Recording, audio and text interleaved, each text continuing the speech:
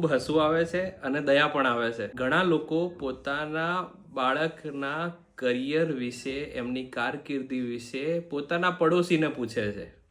હવે જેનો છોકરો પોતે ઓટલા પર બેસીને માવો ખાય છે અને સિગરેટના ધુવાડા ઉડાડે છે, એ શું સલાહ આપી શકવાનો? તમારું છોકરું 9મા અથવા 10મા ધોરણમાં છે અને એને કંઈ ગતાગમ પડતી નથી, તો કોઈ સારા એક્સપર્ટ કરિયર કાઉન્સિલર અથવા તો ગાઈડરની સલાહ લઈ લો. એમાં બાજુવાળાને શું પૂછવાની જરૂર છે? જે માણસને એનો અનુભવ જ નથી, એ તમારી શું મદદ કરી શકવાનો?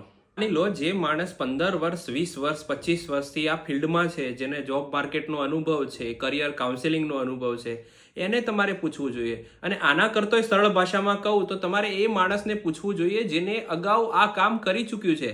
દાખલા તરીકે તમારા છોકરાને આઈએએસ કે આઈપીએસ બનવું છે, તો સીધા સંપર્ક કરો કલેક્ટર અથવા તો આઈપીએસ ઓફિસરનો. એમને મળી લો, એમને પૂછી લો કે સાહેબ 5 મિનિટ આપો, મારા દીકરાને કે દીકરીને આઈએએસ કે આઈપીએસ બનવું છે, અને એને તમે થોડું ગાઈડ કરી લેશો તો એની જર્ની સરળ રહેશે.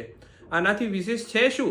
જીવનમાં છે ને સફળ લોકોથી સલાહ લેવાનું રાખો. એ માતા પિતાઓ પોતાના બાળકો વિશે આવી મૂંઝવણ અનુભવતા હોય, એમને આ વિડીયો શેર કરો, જેથી એ લોકો બીજા પાડોશીઓ કે બીજા જે કહેવાતા કરિયર કાઉન્સિલર હોય એમને ના પૂછે અને જે સર્ટિફાઈડ કરિયર કાઉન્સિલર અથવા તો ગાઈડ હોય એમની સલાહ લે.